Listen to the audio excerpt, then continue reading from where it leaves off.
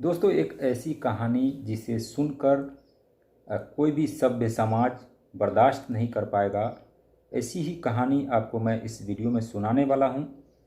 दरअसल ये कहानी है बिहार का एक ज़िला है अररिया। वही अररिया जहाँ से आपने सुना होगा कि छोटू और आरती का प्यार जो है वो काफ़ी चर्चित हुआ था। और इस प्यार के चक्कर में छोटू को अपनी जान तक गंवानी पड़ी थी। और वही आरती अब जो है छोटू के बड़े भाई मन्नू से शादी करके अभी जो है वो अपना घर बसा ली है और अब ज़िंदगी जो है बसर कर रही है। लेकिन अररिया ज़िले से ही एक दूसरी घटना जो आजकल बहुत ही चर्चित हो रही है और चर्चा में है, एक ही नहीं बल्कि और भी कई घटनाएं हैं।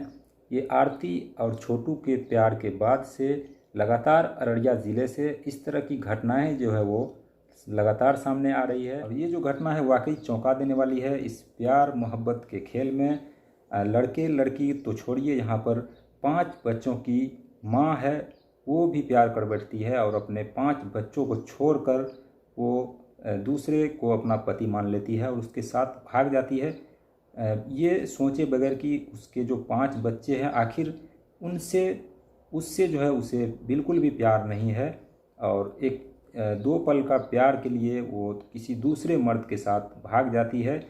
और ये घटना बिल्कुल सच्ची है। आजकल जो चर्चा में चल रहा है वही मैं आपको बताने जा रहा हूँ। ये घटना है अररिया ज़िले का गुड़िया धमाल नाम करके एक औरत है जो जिसकी शादी जो करीब 15 साल पहले हुई थी सुनील पासवान से। अच्छी खासी ज़िंदगी चल रही थी। सुनील पासवान अपना रोजी रोटी कमाता और अपना घर परिवार जो है चलाता था।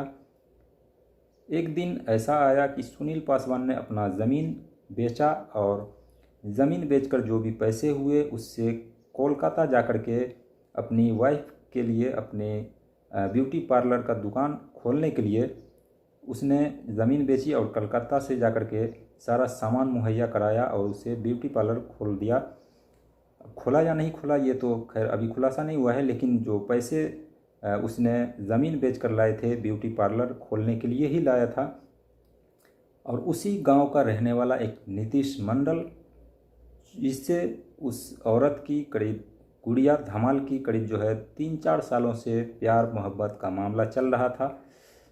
और प्यार मोहब्बत का मामला इस कदर कि उसके प्यार में इतनी पागल हो गई कि अपने 5 बच्चों का परवाह किए बगैर और अपने पति जिसके साथ वो 15 साल बिताई है उससे छोड़कर उस नीतीश मंडल के साथ फरार हो गई।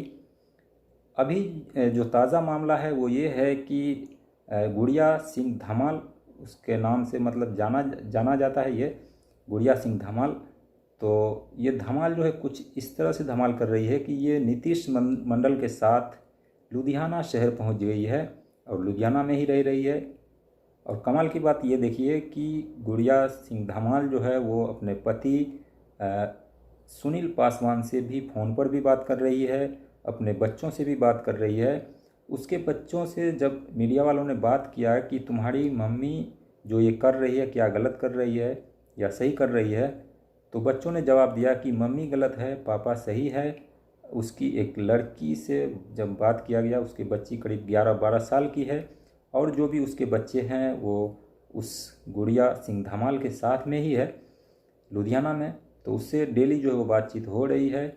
और उसका जो पति है सुनील सिंह पासवान, उनका कहना है कि मैं अभी भी रखने के लिए तैयार हूँ गुड़िया धमाल को। अगर वो आ जाए तो अभी हम सारे शिकवे और गिले भुला करके हम उसको रख लेंगे।